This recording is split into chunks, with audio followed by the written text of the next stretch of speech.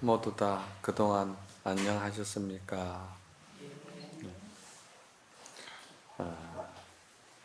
사실 여기 법문 청을 하시는 여러분들 가운데는 아직 이 조사 스님 내에 조사의록인 진심직서를 듣기는 아직 좀 이해가 부족하고 믿음이 또 부족하고 이러한 위치에 있는 분들도 있어서 대단히 조심스럽게 제가 법문의 그 수준을 가닥을 잡고 나름대로 이제 합니다. 그런데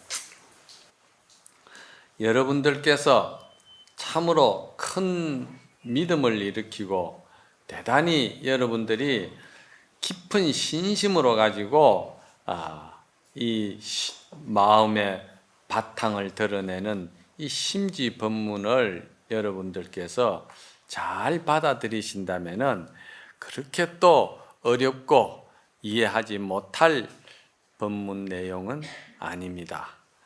그래서 먼저 시간에는 보조 국사께서 사람의 그 본래 성품, 생명이 가지고 있는 본래 순수하고 조금도 조작이 없고 자연 그대로 또한 천연한 마음 그대로 그 마음을 우리가 누구나가 다 가지고 있는데 그것을 그대로 쓸 수 있는 사람을 참으로 믿음이 견고하고 또 마음에 성근이 많아서 한마디 말 한마디 속에 다 그대로 받아들여 녹여서 자기 성품에 큰 깨달음을 이룬다고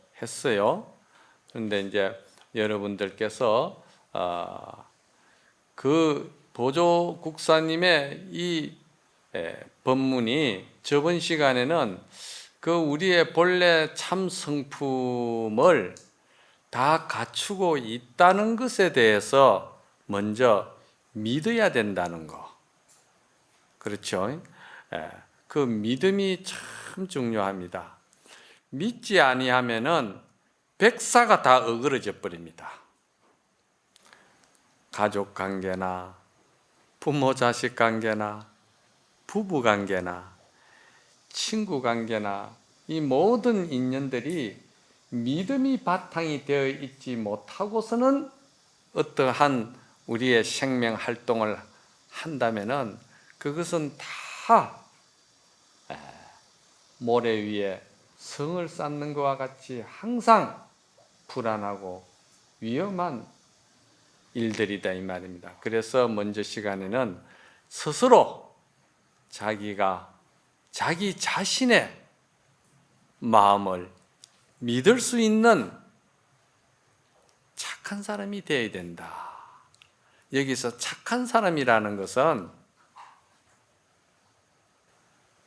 그냥 자기 이기적이고 자기 이익을 위해서 자기 어떤 입장에서 보는 착한 견해를 말하는 것이 아니고 여기에서 착하다는 것은 이 착함이 나도 위하고 남에게도 좋고 서로가 생명을 살려내는 상생하는 그런 생각과 행동과 뜻을 가진 것을 착한 것이라 그런다 이 말입니다. 그래서 그 믿음을 저번 시간에는 먼저 말씀을 드렸고 또 그 믿음을 드러낼 수 있는 그런 우리 참 마음의 그 모양과 이름이라 하면은 이름을 어떻게 경전에서는 어떻게 표현을 했고 조사문 중에서는 어떻게 표현을 했느냐 해서 교가에서는 불성이다. 불성은 부처님 성품이죠. 또 다른 말로는 뭐 총지다. 우리는 모든 그러한 성공 공덕을 자기 자신 마음에 다 갖추고 있다. 이걸 이제 표현하는데 각자 그 이름이 다 조금씩 다릅니다. 표현 방법이. 그것을 이제 저번 시간에는 말씀을 드렸고, 오늘은 제 3장으로 넘어가면서 그렇다면은 그 우리의 본래 본성인 참마음, 우리의 순수한 우리 순수성을 잘 본래 갖춰져 있다는 우리의 그 참마음의 그 바탕은 그러면 어떻게 되는 겁니까? 지금 그렇게 묻는 거예요. 쉽게 말해서 여러분들이 지금 저의 이 범소리를 듣는 자가 있을 거 아닙니까? 각자가. 그렇죠? 눈이 듣고 귀가 듣고 입이 듣고 한다 하면은 각 안에 든 사람도 다 들어야 되는 거예요. 그런데 각 안에 들어가면 그걸 못 듣는다 이 말입니다. 그러면은 무엇인가? 누군가 이 말이지. 우리의 이 소리를 듣고 그 소리가 합당하다, 이치에 맞다, 참 긍정적으로 받아들이는 뭔가에 자기의 한 작용이 마음속에 있다 이 말입니다. 그런데 그 바탕의 묘체는 어떤 것입니까? 하고 이제 질문이 시작이 되는 거예요. 그래서 이미 참마음이라는 이름을 알았는데, 그 이제 저번 시간에 이 자성이라든지 또는 우리가 우리의 본성이라든지 또는 우리가 불가경에서 말하는 언제나 그 오묘한 우리의 본 성품에 대해서 그 이름은 여러 가지로 이제 말씀을 드렸어요. 그래서 그 바탕은 어떻게 되는 겁니까? 하고 물으니까 그 스님께서 하시는 말씀이 반야의 어떤 모습이 없어서 생멸하는 모습이 없다 이랬거든요. 그래 이제 반야라 하는 말도 여러분들이 많이 참 들어보지만은도 반야에 대해서 구체적으로 반야가 무엇인가?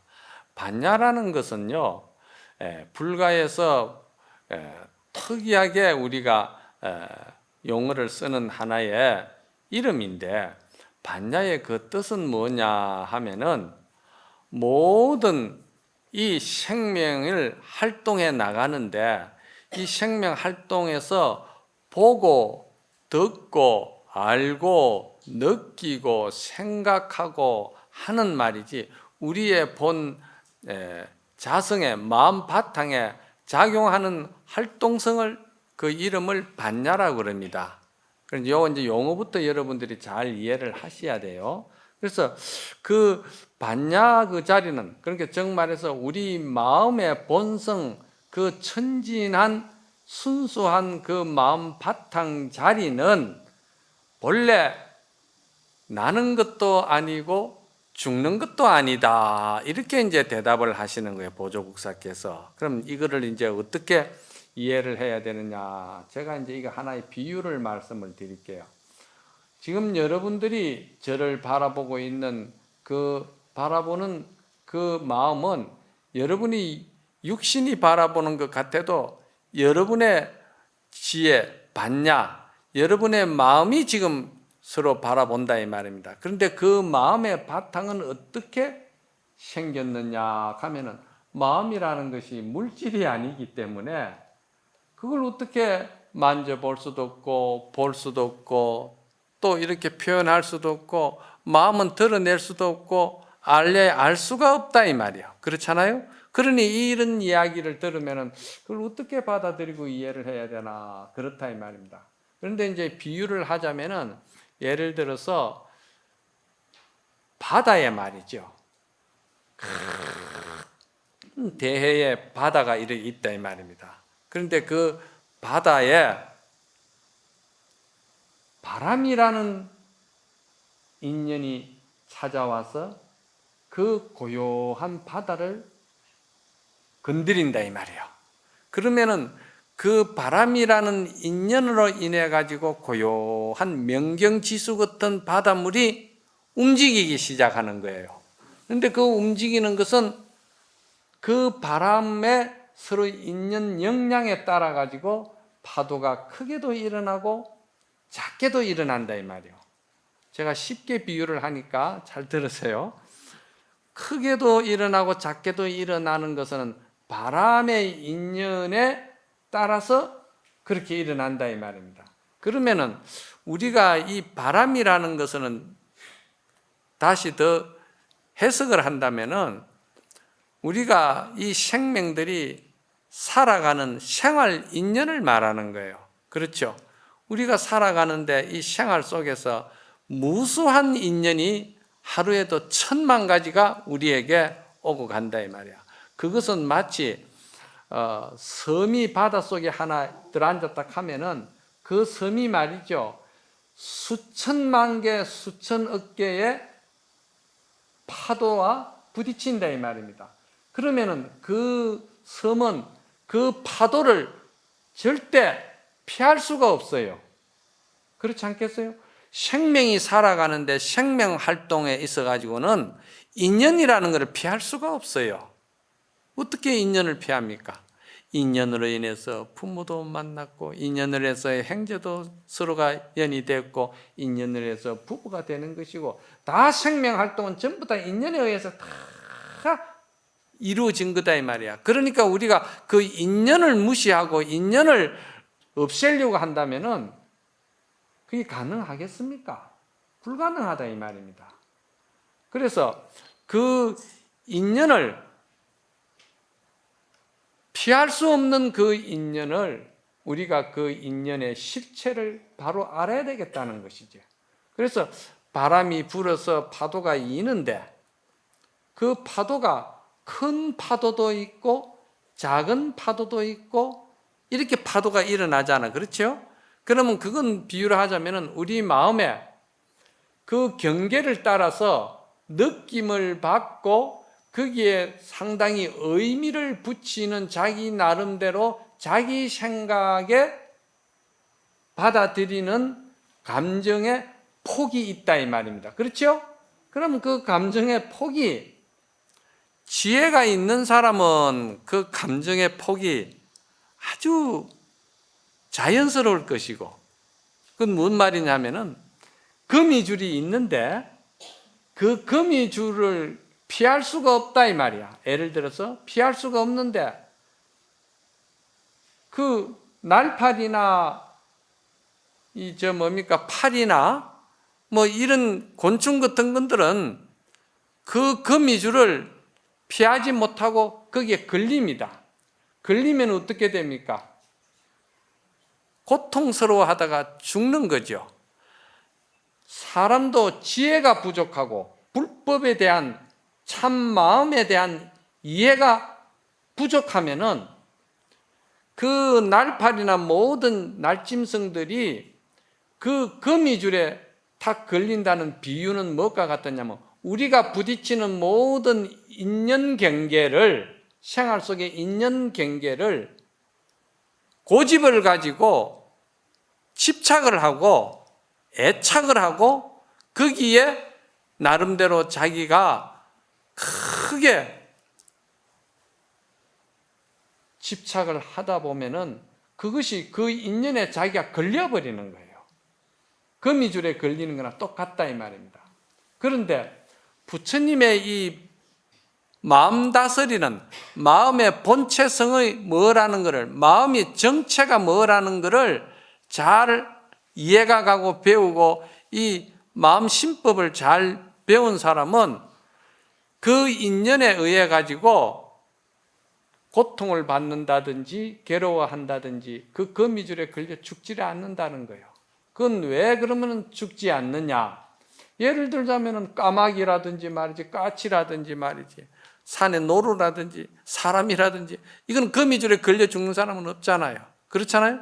이걸 비유가 뭐냐면은 사람이 부처님 불법의 마음 다스림의 그 심신수행의 지혜가 밝은 사람은 그런 어리석게 거기에 얽혀가지고 구속을 당해서 죽질 안 하고 자기 지혜가 있어가지고 차고 나가버린다 이 말이야. 이해가 갑니까? 차고 나가는 거야. 그런데 여러분들이 차고 나갈 것 같아도 못 차고 나가요. 왜 못 차고 나가느냐? 거미줄에다 비유를 한 이유는 뭐냐면요. 여러분들 하나의 예를 들어서 부부지간에 생활을 하다 보면은 부부간에 주고받는 인연관계에 생활관계에 인연이 있다 이 말이에요. 그렇잖아요. 그런데 거기서 서로가 부딪히는 거예요. 부딪히면서 그냥 한순간에 부부지간에도 그냥 화를 내고, 화를 낼 때는 부처님의 가르치심인 지혜 이 마음 심법을 모르는 거예요. 잊어버리는 거. 그리고서는 자기 어리석음의 그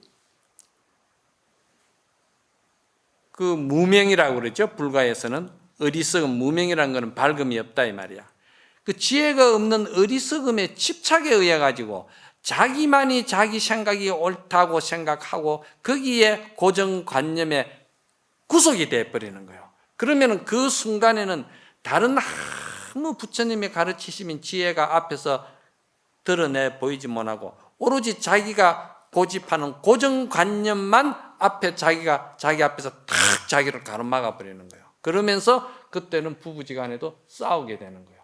여기 부부지간에 안 싸운 사람이 있어요. 그러니까 이게 거미줄을 쉽게 못 벗어난다는 거예요. 이 벗어날 수 있는 사람은, 벗어나는 사람은 그럼 부부지간에는 어떻게 되느냐? 다툴 일이 있고 싸울 일이 있고 그렇다 하더라도 말이지, 서로가 상대방의 마음을 살피고 챙겨야 되는 거예요. 왜? 내가 저 입장에 되었을 때는 저 사람의 심정이 어떤 마음을 가질 수 있었을까? 서로가 이제 상대 입장을 한번 생각해 보는 거예요. 그러면은 그 불같이 타오르는 그 열기가 찬물을 한번 끼얹은 것처럼 약간 내려갑니다. 약간 내려가는데 약간 내려간다고 해서 해결이 되나? 안 되죠? 그때는 어떻게 해야 되느냐? 인욕이 필요하죠.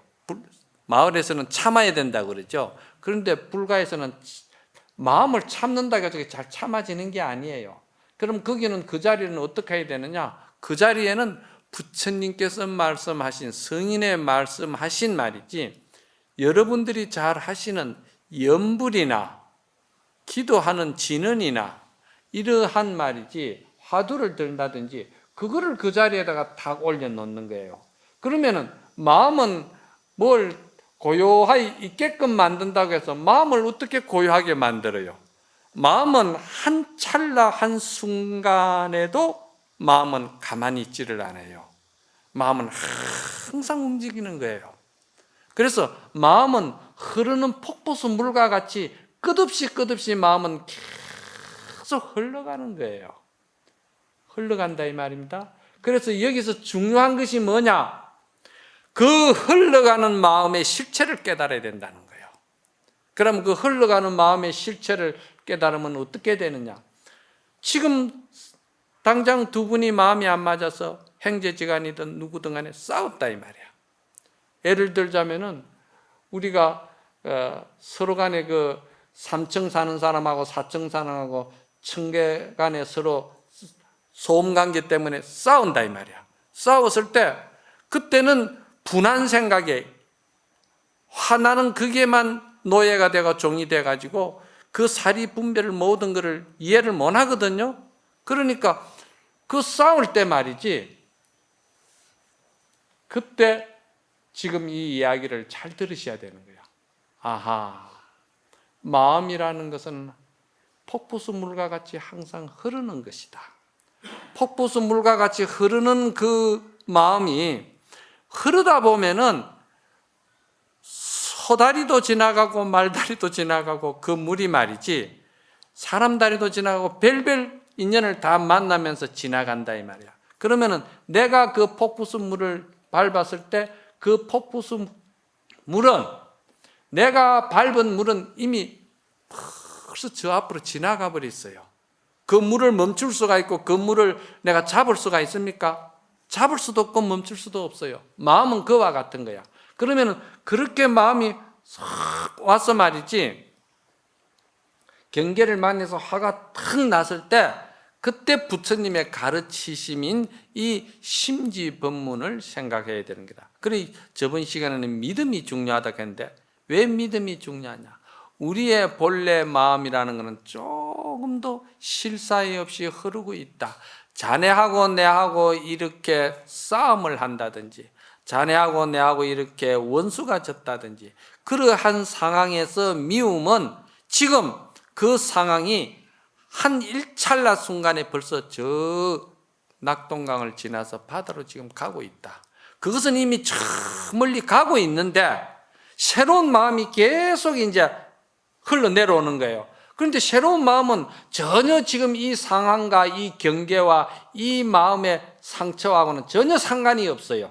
상관이 없는데 그 새로운 마음을 그 마음인 줄 알고 착각하는 것이 뭐냐? 그것이 고정관념이고 그것이 집착이고 그것이 어리석음이다.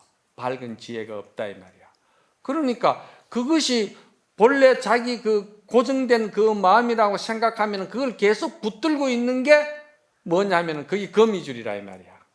붙들고 있는 게 그 거미줄에 걸려가 있는 거예요. 사실은 거미줄 별 것도 아닌데 왜냐 별 것이 아니냐면 그 거미줄은 이미 힘이 없는 거예요. 그럼 쉽게 말해서 힘이 없다는 말은 아까 그 상황의 경계에 마음은 가버리고 없다는 거예요. 가버리고 없는데 새로운 마음에 순수하고 맑고 깨끗하고 아주 착한 마음이 지금 왔는데 그 마음을 착각을 하고서는 그 마음이 그 마음인 줄 알고 붙들고 계속 화를 내고 싸운다 이 말이야. 그래서 여러분들에게 그럴 때는 어떡합니까? 그럴 때는 그냥 부부지간에 불교 신자 같으면은 여보 우리 잠깐 멈춥시다. 멈추고 우리 잠깐 앉아서 마음을 한번 가내 봅시다. 그 마음이 어떤 마음인가 한번 살펴봅시다. 그러면은 이제 아주 이상적이지. 그래 그게 부부지간에 잘 안 되잖아요. 화가 났는데 그렇게 하면은 니나 잘해라. 뭐 네가 도 닦는 사람처럼 쓸데없는 소리 하나 막 이런다 이 말이에요. 근데 화가 나니까. 그러니까 왜 그러냐? 불교의 부처님의 가르침을 한 번이라도 들은 사람은 그래도 성근이 있다는 말은 그럴 때 이게 무슨 의미가 있고 뜻이 있는 소리인갑다. 그럼 잠깐 우리가 한번 앉아보자. 그러면 또 그렇지 않으면 두 분이 앉아서 행제지간도 좋고 싸우는 상대 어떤 누구도 좋다 이 말이야. 그러면은 서로가 서로 입장을 지금 고집을 하고 있으니까 서로 입장을 서로 이제 받아들이는 거예요. 들어주는 거예요. 그것도 굉장히 중요한 겁니다. 들어주다 보면은 자꾸 승부욕을 가지고 내가 이겨야 되겠다고 내만 옳다고 생각하면은 그게 받아들이지를 않아요.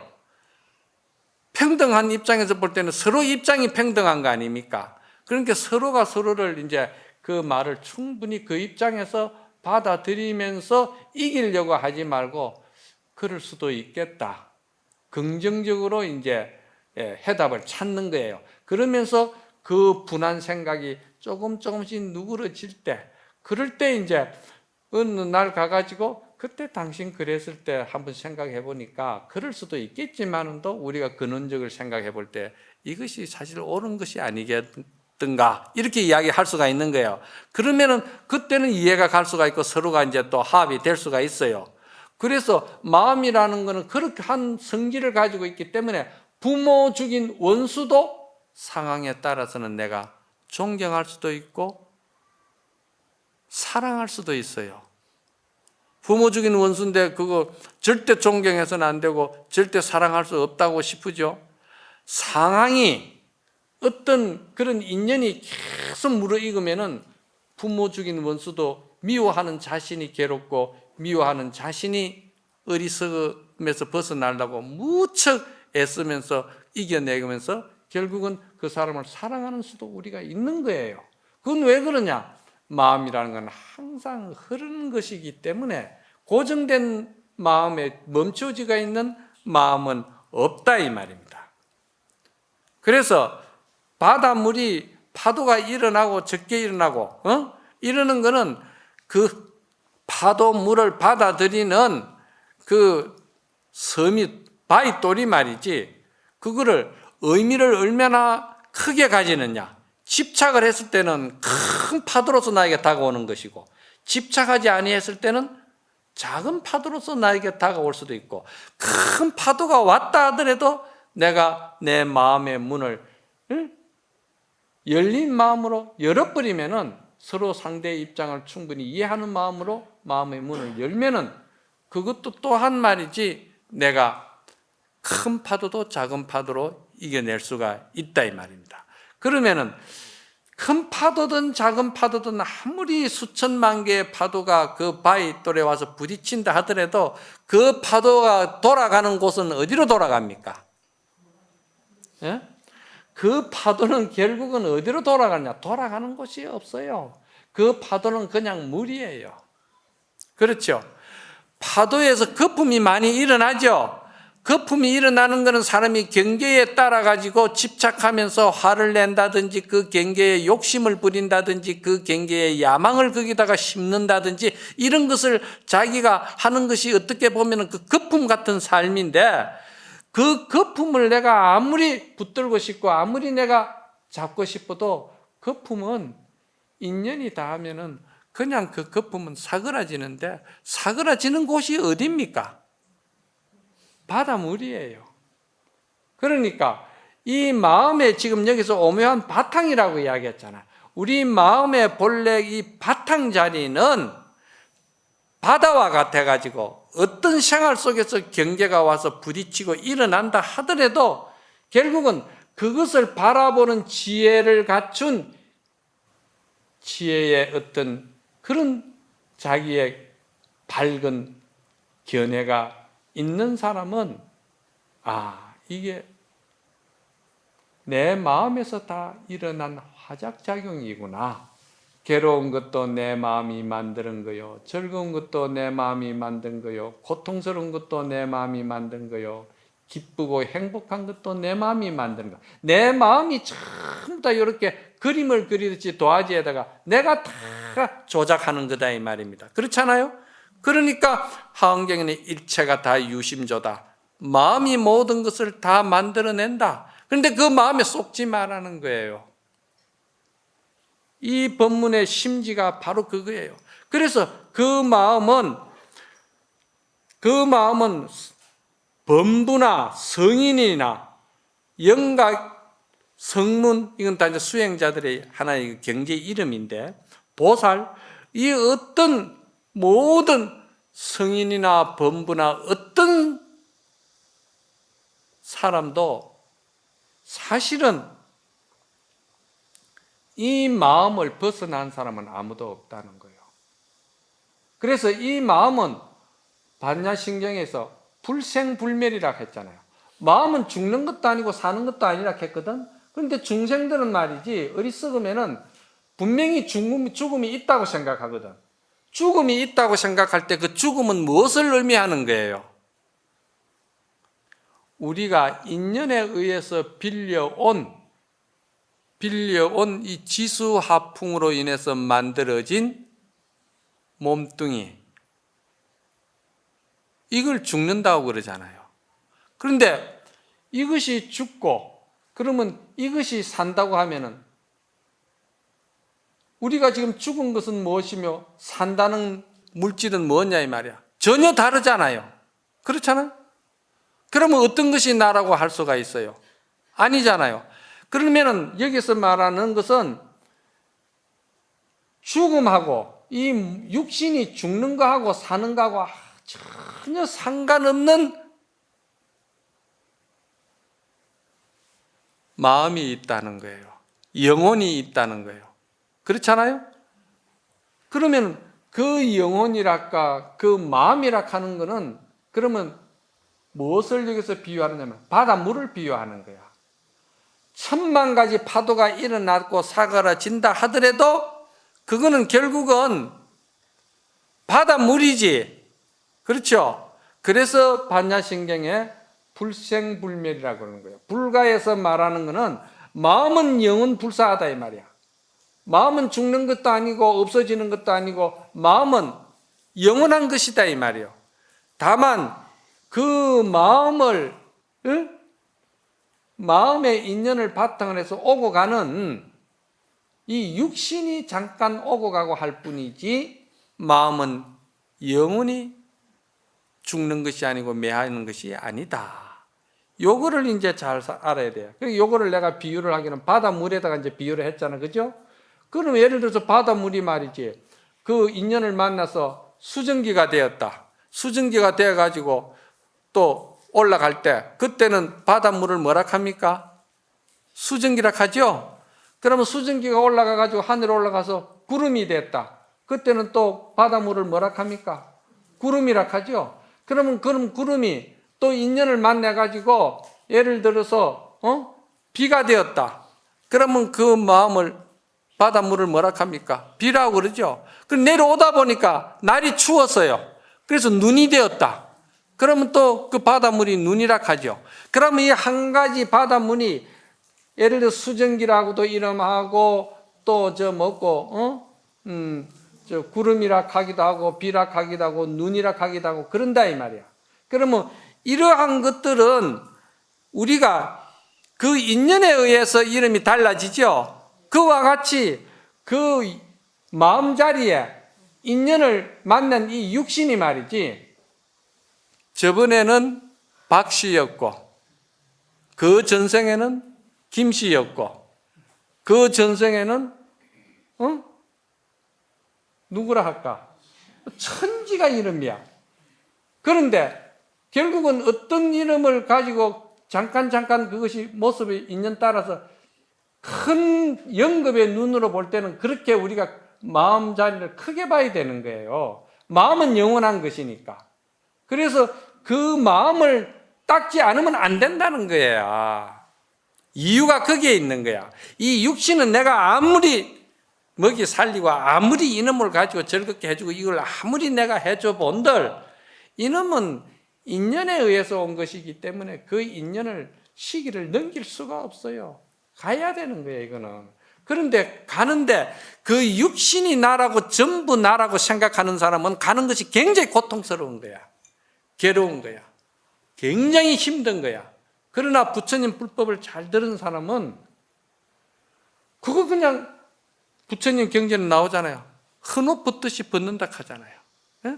헌옷 벗듯이 헌옷을 지금 말이지 갈아입어야 되니까 벗어버리고 새 옷 갈아입는다고 그러잖아요. 그 인연법을 말하는 거예요. 그러니까 여러분들이 이러한 부처님의 심지 법문을 잘 듣고 믿어야 된다는 거야. 또 한 가지 이제 여러분들에게 중요한 것이 뭐냐 하면은 그래서 박 씨가 되든 이 씨가 되든 김 씨가 되든지 간에 그 육신은 그래 바뀌는데 바뀔래야 바뀔 수도 없고 죽을래야 죽을 수도 없고 없앨래야 없앨 수도 없고 달라질래야 달라질 수도 없는 것이 있는데 그게 뭐예요? 그게 우리는 마음이라 하고 아까 비유에 말하면 그게 바닷물이에요. 지가 뭐 수증기가 되었든지 구름이 되었든지 비가 되었든지 눈이 되었든지 결국 그거는 물이다 이 말이야. 물은 죽고 사는 게 아니다 이 말이야. 비유가 그런 거예요. 우리 마음은 그와 같다 이 말입니다. 자, 이러면 여러분들이 이 문제 내가 뒤에 이 경구가 많은데 이거를 다 이거 경구 하나 들면서 이야기해 본들 여러분들이 머리만 복잡해지고 자꾸 이거 뭐 정리만 안 되지 하나라도 이걸 근본 자리를 딱 그 정체를 알아버리면은 많은 말이 필요가 없어요. 그러면 여러분들이 다음이라도 법문을 듣든지 경을 진심직설을 보든지 하면 다 이해가 가게끔 되는 거예요. 근본을 알아버리면 다 이해가 간다 이 말이에요. 그게 중요하다는 것이지. 그래서 여기서 제가 여러분들에게 말하고 싶은 것은 부처님은 우리 마음은 그러한 정체를 가진 마음이기 때문에 이 마음을 닦아야 된다. 이 마음을 닦는 것은 무엇으로 닦습니까? 선한 착한 마음을 가지고 착한 인연들에게 착하게 살아라 이 말입니다. 베풀고 살아라는 것이죠. 그러니까 이게 이제 우리가 배우는 뭡니까? 보살심이라 안 합니까? 그렇죠? 우리가 이제 공부하는 것이 보살심을 가지기 위해서 중생심은 욕심의 세계고 욕망의 세계고 이기주의 세계고 중생심은 그렇잖아요. 그런데 그 중생심에서 탈바꿈을 해야 된다. 왜? 육신에 너무 집착하고 육신에 너무 애착하고 육신에 너무 자기가 매해버리면은 정신을 자기가 밝힐 수가 없고 맑힐 수가 없다 이 말이야. 정신에다 초점을 가져야 되고 정신을 바로 정화를 해야 된다 이 말이야. 밝혀야 된다 이 말이야. 그래서 그거는 그 정신을 잘 밝히고 밝히면은 세세생생토록 보살심으로 보살행을 한다 이 말이지. 그런데 우리가 보살심과 보살행을 하자고 그러니까 생각으로만 보살심을 한다 하고 말로만 그렇게 하지, 이 공부한다고 모이는 이 사람들이 내가 사는 것을 가만히 관찰을 해요. 한번 쳐다봐요. 쳐다보면은 참 별별 사람들이 다 있고 별별 참 어리석은 사람들이 다 있고 별별 참 한 세상 헛사는 사람들이 많더라. 공부한다고 옆구리에 경책 들고 다니면서도 법이 뭔지를 모르고 법을 알아야 되는 거예요. 법은 뭐냐? 부처님의 가르치신 그 진리를 배우는 게 법이에요. 우리가 법을 잘 알아가지고 법대로 여법하게 잘 살아야 된다는 것이거든요. 법을 무시하면 안 된다 이 말이야.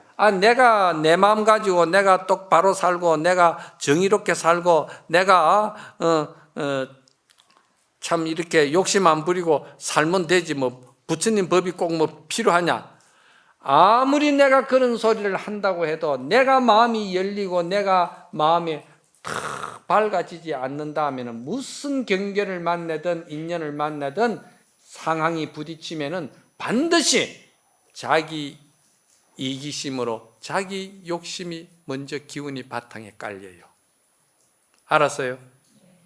그래서 그 욕심 기운이 바탕에 탁 깔리면은 모든 매사를 갖다가 그 욕심의 바탕 위에서 자기 식대로 자기 이익대로 말은 정의롭고 말은 정직하고 말은 바르게 한다 하지만도 그 욕심의 기운을 못 벗어나기 때문에 매사가 돌아가는 것은 욕심으로 자기 이기주의로 돌아가는 거예요. 무슨 말인지 알겠습니까? 이거 굉장히 중요한 거예요.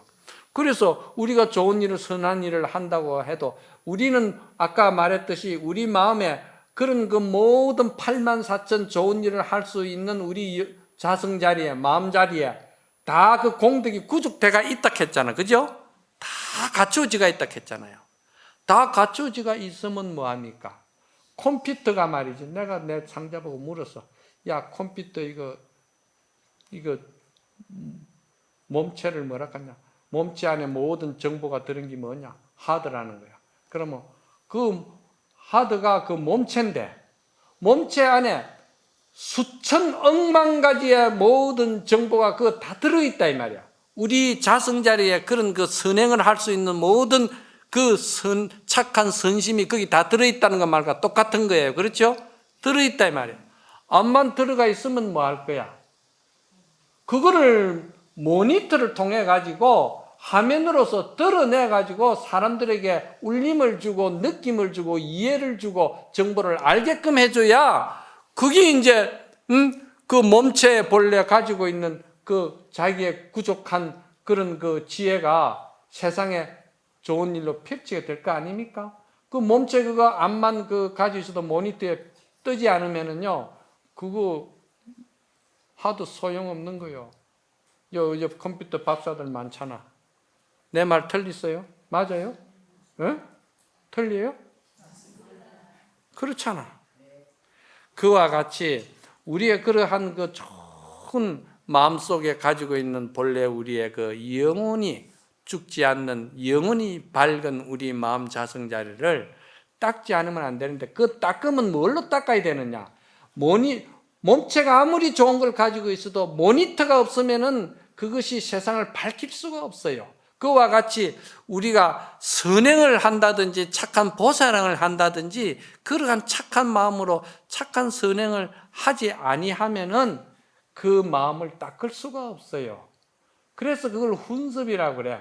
자꾸 선한 일을 많이 해서 그 선한 일이 처음에는 손해보는 것 같고 또 처음에는 두려워지고 내만 손해가고 내만 바보 되는 거 아닌가, 내만 세상에 뒤처지는 거 아닌가 싶어도 그것이 그렇지 않고 그걸 착한 마음으로 자꾸 하다 보면은 그것이 어느 날 자기화돼 버리고 자기가 그냥 착한 그 마음 심성의 자체가 되어 버리면은 그것을 하지 아니하면은 또 못 살아. 이제 그때는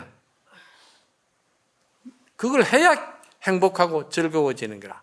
그래서 이 마음이라는 것은 아까도 말했지만도 물과 같이 계속 흐르는 것이 마음의 정체고 마음의 본체라고 그랬잖아요. 그렇잖아요? 속성이라고 그랬잖아요. 그렇죠? 마음은 항상 흐른다고 그랬죠. 그런데 예를 들어서 여러분들이 건강경을 읽으면 뭐라고 합니까? 과거심도 불가득이요, 미래심도 불가득이요, 현재심도 불가득, 삼심이 다 불가득이라는 건강심에 많이 배우죠. 이거를 입으로는 수천만 번을 하면서도 뜻이 뭔지를 모른다 이 말이야. 왜 그러냐?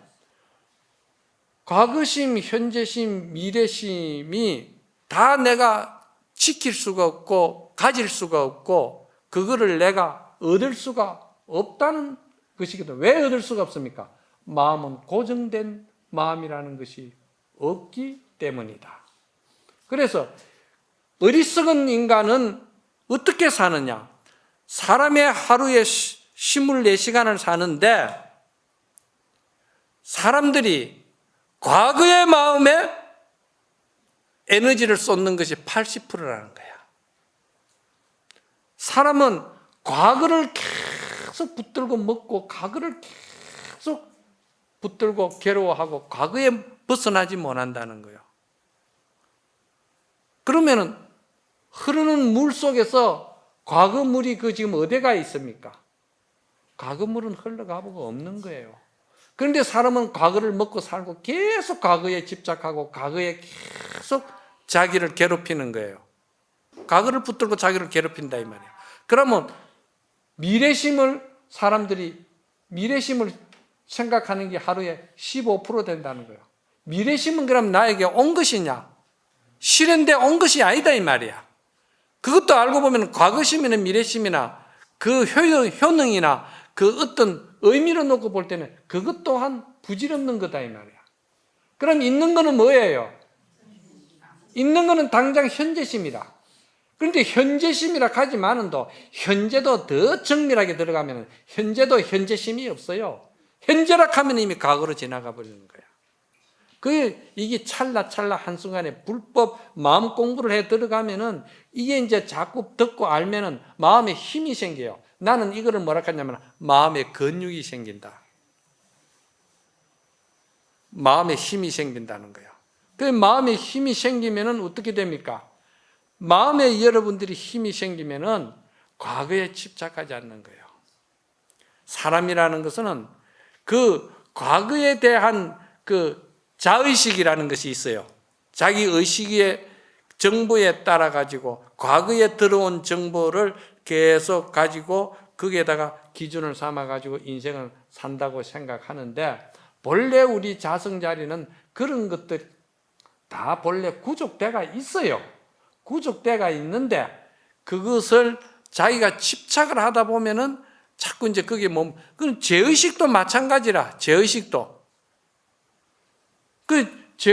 내가 과거의 그 죄의식을 예를 들어서 30년 전의 죄의식을 그때 그 일을 지금도 내가 생각을 하면은 어떻게 됩니까? 그게 의식이죠. 의식을 내가 붙드는 거예요. 그럼 그 의식이 있습니까? 의식은 없는 거예요. 그건 이미 그때 그 상황의 마음은 흘러가 버리고 없는 거다 이 말이에요. 그런데 내가 그거를 지금 붙들고 있는 거예요. 붙들고 있으면은 그 붙들고서는 그것을 갖다가 여러분들이 참회를 한다 하면은 진정 진참회가 됩니까? 천생만생을 참회를 해도 그 죄의식을 붙들고 참회를 하면은 그 죄의식은 항상 내 앞에서 놓여가 있는 거예요. 항상 나는 거미줄에 걸려가 있는 거예요. 그러면은 스님 말씀을 듣고 보니까 그러면 죄도 그러면 지도 상관없을 정도로 그냥 막 살아도 된다는 이야기입니까? 이렇게 묻는 사람은 없겠죠. 왜 그러냐? 부처님은 그렇게 어리석게 가르치질 않았어요. 그 죄의식에 붙들리가 사는 것보다는 현재심에서 내 마음이 본래 마음이라는 본성 자리가 그렇게 자유로운 것이고 자유로운 영혼이고 내 마음 자리는 본래 해탈된 자리고 내 마음은 본래 행복한 자리고 내 마음은 본래 그렇게 모든 세상을 바라보는 긍정적인 힘이 나에게는 본래 갖춰져 있는 것이라는 것을 잘 알면은 그 과거심에 내가 붙들려 가지고 죄의식에 붙들려 가지고 그것을 계속 고통스러워하고 그렇고 참회한다고 해서 그게 참회가 되는 것이 아니고 그 참회는 어떻게 참회가 되느냐? 그 순간에 우리가 천수경을 할 때 시박 참회가 나오죠. 살생한 죄 무릎 꿇고 참회하고 또 잘 애우잖아 여러분들. 10가지 나오잖아. 지은 죄도 무릎 꿇고 참회하고. 그러니까 그 죄의식을 내가 붙들고 계속 할 적마다 그 죄의식을 붙들고 그 무릎 꿇고 참회한다 하면 그 죄의식이 그게 어느 날에 어느 천성에 없어지겠어요. 부처님은 그렇게 하지 말라 했어요. 그럼 어떻게 해야 되느냐? 그 시박 참회를 그 순간에 이미 흘러간 것은 그대로 그것이 내가 얻을 수도 없고 붙들 수도 없고 가질 수도 없는 시간의 흐름이었기 때문에 그거는 보내고 현재의 내 업을 맑히라고 그랬어요. 현재의 내 업을 맑히는데 뭘 해야 되느냐? 십선을 닦으라고 그랬잖아. 그러니까 이게 뭐냐면은 시박이라고 내가 그 죄의식을 계속 붙들고 있으면은 붙들고 있는 이상에는 그 죄의식은 나에게서 떠나가지를 않아요. 절대 안 떠나갑니다. 그 죄의식이 떠나갈 수 있게끔 그 죄의식 자리를 바꿔줘야 돼요. 바꿔주는 게 뭐냐? 그게 십선이라는 거예요. 10가지 선행을 말하는 거예요. 그러면 내가 그 10가지 선행을 하면은 오히려 그 10가지 제약이 그 자리가 본래 실체가 없는 자리니까 그거는 거미줄보다도 더 힘없는 거니까 실체가 없는 자리니까 10가지 선행이 그 자리에다가 딱 들어가면은 10가지 선행으로서 성근보살이 된다 이 말이에요. 착한 사람이 된다 이 말입니다. 아시겠어요? 그래서 이것을 갖다가 이제 총체적으로 제가 말씀을 드리면 어떻게 되는지, 총체적으로 말씀을 드리면은 딱 요지를 말씀을 드린다면은 사람의 마음이라는 것은 순간순간 계속 찰나찰나 그 마음의 기운은 흘러가고 있는 것이다 이 말이야. 흘러가고 있는데 그 흘러가는 가운데 숱한 인연들에 의해 가지고 내가 죄를 짓고 뭘 했다 하더라도 그 반드시 참회할 필요가 있는 거예요. 참회를 하는데 그 참회가 어떤 참회가 되어야 되느냐 하면은 마음의 본 바탕 자리는 항상 허공과 같이 비어가 있는 자리니까 내가 어리석어 가지고 못나 가지고 그 죄를 지었다 하더라도 그 죄를 내가 착한 마음으로 대체시켜야 되겠다. 그러면은 그 죄는 동전의 양립과 같아요. 그 죄를 갖다 내가 아주 없애가지고 저 착한 성근의 마음을 수입해 오는 것이 아니고 이 이치를 잘 알면은 그 죄의식과 그 업장이 말이지 우리가 말하는 소위 말하는 마음의 업장이 밝은 지혜로 그냥 바뀌어버리는 거예요. 이게 중요한 거라. 바뀌는 것을 알아야 돼. 마음은 똑같은 마음이에요. 그냥 그거를 바꾸는 거예요. 바꾸면은 그냥 그게 착한 성근, 착한 사람이 되는다 이 말입니다. 그러니까 이 착한 사람이 되니까 여러분들 앞에서 제가 예를 들어서 무슨 이야기를 이렇게 했을 때 이건 이미 지나간, 지금까지 이야기를 쭉 했는데, 그것이 그러면은 착한 것으로서 그 악한 것이 착한 것으로 바뀌는 것은 어째서 바뀝니까? 하면은 마음자리는 본래 텅 비가 있는 진공의 자리다. 그래서 진공묘유라 하는 거예요. 진공의 자리다. 진공의 자리는, 그 마음자리는 흑원과 같이 텅 비가 있는 자리다. 본래 텅 비가 있기 때문에 구름도 와서 지나가고 바람도 와서 지나가고 다 지나가게끔 본래 때가 있다. 그런데 그 마음자리가 불경전에서는 그거를 진공자리다. 즉 말해서 컴퓨터로 말하면 필요 없는 정보를, 쓰레기를 비우는 휴지통이 뭐 있는갑대? 그게 진공자리예요. 필요 없는 정보는 휴지통에다 갖다 잡아 넣어버리는 거예요. 그러면 그 정보가 없어져 버리는 거예요.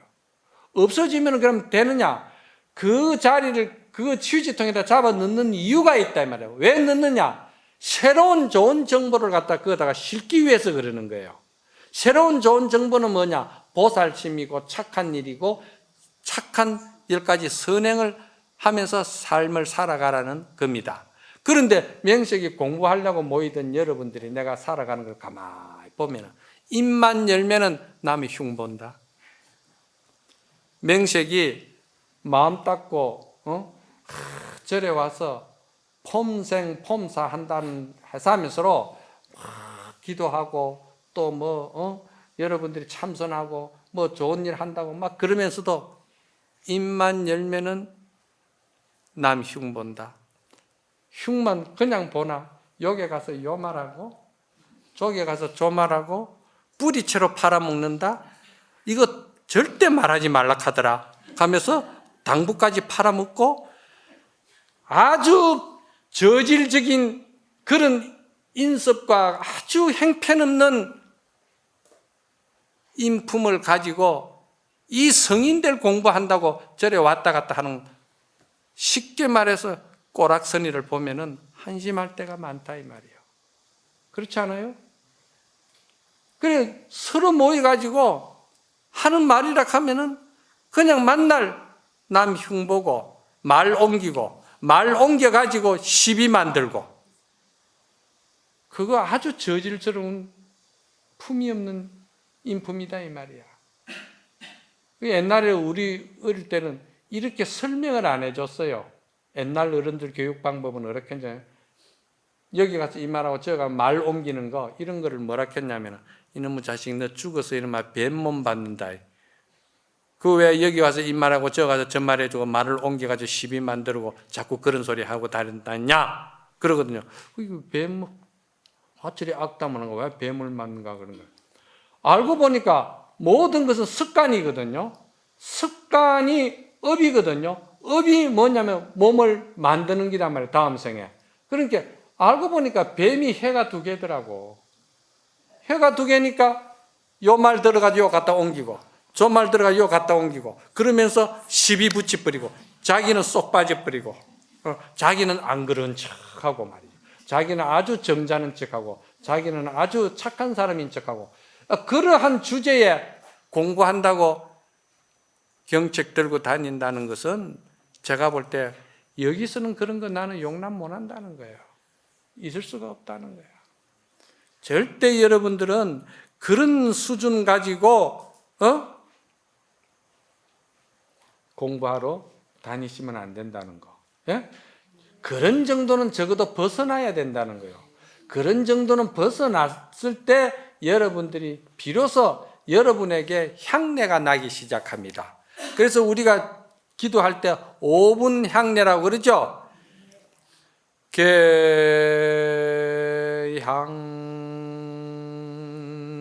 정향 해양 해탈향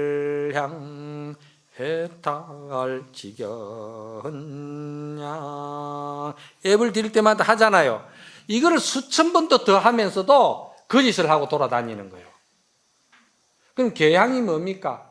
개향이라는 것은 사람이 사람으로서 사람 노릇을 할 수 있는 그게 있어요.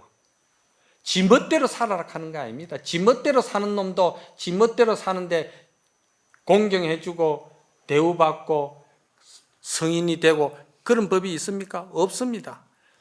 모든 생명은 살아가는데 그 생명세계에 나름대로 룰이 있어요. 예를 들어서 야구를 하는데 야구하는데 룰 없이 야구할 수 있어요? 지 혼자 치고받고 지 혼자 막 퍼스트, 세컨드 막 쫓아다닌다고 점수 올라가는 거예요? 룰이 있어요. 인생을 생명이 살아가는 데는 분명히 그 룰이 뭐냐? 그 룰이 아까 내가 말했듯이 착한 선행을 닦는 그 룰이 있다 이 말이야. 그래서 그게 보살행위거든. 그래서 그 룰을 우리가 잘 지키면서 스포츠도 해야 되듯이 그 룰을 잘 지키면서 우리가 인품이라든지 자기 어떤 그 마음의 성품이라든지 이런 것을 이제 닦아야 된다. 그래서 그 룰에 보면은 그런 여기 가서 이 말하고 저기 가서 저 말하고 저질스러운 그런 것은 그 룰에 없어요. 없는 거를 지 혼자 그래 자꾸 하면서 돌아다니면서 하면 되냐 이 말이야. 안 된다 이 말이야. 그렇잖아요. 그런 룰을 안 하고 현재 이 순간에 자기가 지성스럽게 참으로 부처님 불법대로 마음자리를 잘 관하면서 사는 사람은 향기가 있어요. 그것이 이제 잘 절제되고 잘 정제되고 잘 정직하고 그러면서 항상 남을 배려해주고 이러는 그 인품이 있잖아요. 그 인품은 향기가 난다는 거예요. 그래서 개향, 정향, 해향, 해탈향. 그래서 스님네들은 뭐라고 그런 줄 압니까? 향기를 훔치는 수행자다 그러는 거예요. 향기를. 사람마다 향기가 다 있어요. 천한 사람이든 어떤 사람이든지 간에 그 마음자리는 천한 마음이 있고 고급스러운 마음이 있고 그런 거 없어요. 마음자리는 다 똑같아. 평등해. 평등한데 그 마음자리에 그 마음을 어떻게 쓰느냐에 따라서 그 마음의 향기가 달라지는 거예요. 여기 뭐 꽃도 많지만은 다 꽃마다 그래 냄새가 향기롭고 좋냐? 독한 마음을 가지면 독한 버섯은 독한 독을 품어가지고 사람을 죽이는데 그렇잖아요. 그러니까 착한 마음을 가지고 참 그러면은 왜 수행하는 사람을 향기를 훔치는 자냐 하면은 수행하는 사람은 선지식이나 지혜가 밝은 사람이나 여러분도 마찬가지예요. 스님들에게나 또 스님도 여러분들에게 마찬가지예요. 여러분들 마음속에 향기가 있어요. 선한 보살의 향기가 있고 착한 인품의 향기가 있고 남이 감히 따라갈 수 없는 자기만의 그 특이한 성근의 착한 마음의 향이 있어요. 그 향을 훔치는 거예요. 저 훔친다 하는 건 무슨 말이냐면 내가 저거를 받아야 되겠다. 저걸 내가 본받아야 되겠다. 저걸 내 것으로 만들어야 되겠다. 그거 훔치는 거나 똑같이. 그런데 그 훔치는 거는요, 작물예비가 아니에요. 그래서 스님네들은 향기를 훔치는 도적이다. 법을 훔치는 도적이다. 지혜를 훔치는 도적이다. 모든 그런 것을 부처님의 불성을 훔치는 도적이다. 그래서 스님들을 갖다가 성가 어록에는 야 이 도적놈아 도적놈아 하면서 주고받는 법거량도 있어요. 이제 그런 것들을 이제 차츰 이제 배워야 되겠죠. 자, 그와 같이 여러분들이 가지고 있는 좋은 향기를 남에게 항상 주게끔. 그렇잖아요? 그래서 그 상대가 그 향기를 먹고 살게끔, 그 향기를 좋아하게끔, 그 향기를 훔치려고 가지고 가려고 하게끔 그런 좋은 보살의 향기를 가질 수 있도록 그러려면 어떻게 해야 됩니까? 법문을 많이 들어야 돼요. 법문을 많이 들어야 법을 알아야 법의 규칙대로 부처님 가르침대로 야구를 해야지 룰 없는 야구를 한다 하면 말이 되는 거냐 이 말이야. 인생을 그렇게 살면 안 된다 이 말이야. 자기 식대로 자기 멋대로 자기 좋은 대로 말이지. 순 고무줄식으로 자기한테 다 짜맞춤을 해가지고. 그래 놓고 인생 잘 살았다 하면 되겠어요? 그건 아니다 이 말이야. 무슨 말인가 알겠죠?